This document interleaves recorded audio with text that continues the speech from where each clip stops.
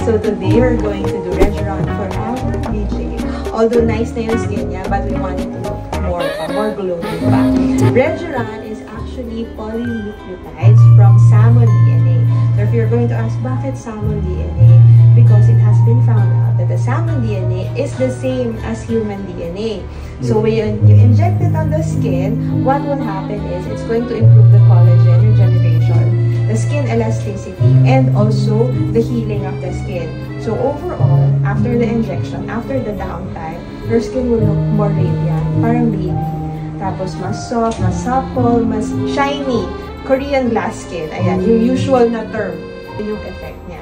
And at the same time, injecting it will actually parang save you from applying other skincares. Kasi after the downtime, when you see the difference na, when you see the results, ang ganda na ng skin mo, doon siya ka-effective. So a little bit of the pain, pero tolerable naman. Kumbaga, tiis ganda. Tiis ganda muna tayo today, ha? Okay. So there we go.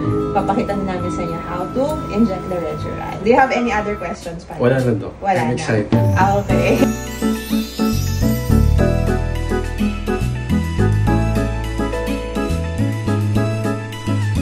Yung effect, Doc, ng Regeron, gaano ka? Matagal yung effect? Yung effect niya, actually matagal naman. Months din naman.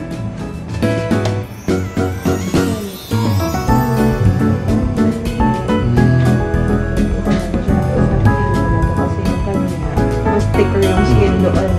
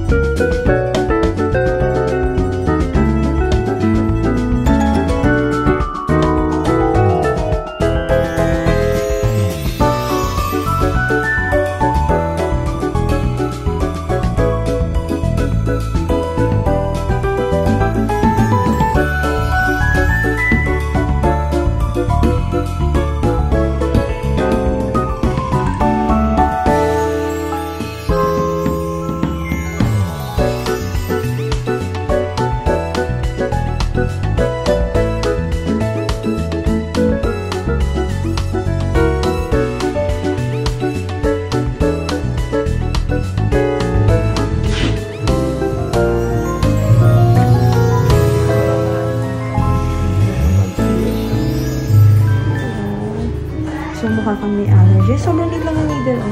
Diba, nagpalit ako ng needle. Sobrang liit niya lang talaga. By Monday, better na siya. Although tomorrow, you're going to notice, para kakala mo may pimples ka. Ganon siya. Tonight, you cannot wash your face. Okay. Kaya bawal. If ever that you want to cleanse your face, kasi baka hindi ka comfortable, wipes lang. Tap, tap, tap. Even your skincare, bawal tonight. Pero tomorrow, you can na. Regular washing na ng face, regular skincare na, but no peeling na ingredients dun sa skincare mo. Wala mo ng retinol, retinoid, glycolic, salicylic, none mo na lahat.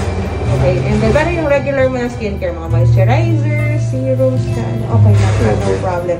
Even your activity, no problem with the activity. If you wanna go to the gym, exercise tomorrow, okay lang naman siya. If magpapawis ka, i-cleanse mo na lang agad. Kasi syempre, baka ma-infect.